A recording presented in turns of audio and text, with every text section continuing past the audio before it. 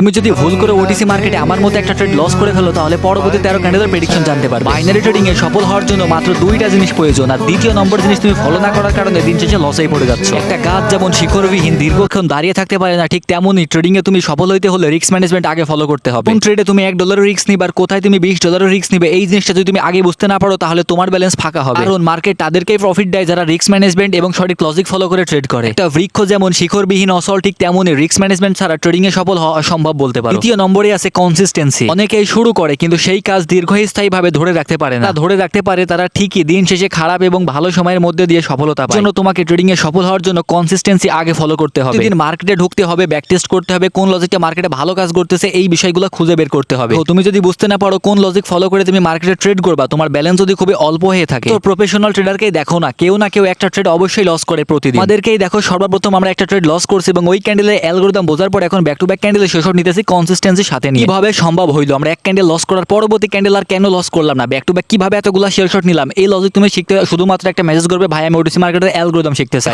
আমি যেভাবে তোমাকে গাইড করব কেউই তোমাকে এই রকম লজিকগুলো ফ্রিতে শেখাবে না, অন্যরা তোমাকে ভিআইপি গ্রুপে জয়েন করাবে, এমনকি পেইড কোর্স সেল করবে। এই সকল ধান্দাবাজি থেকে বের হয়ে তুমি শেখার প্রতি সময় দাও, আমি জানি তুমিও পারবে যদি সঠিক লজিকটা আমার মতো ফলো করতে পারো।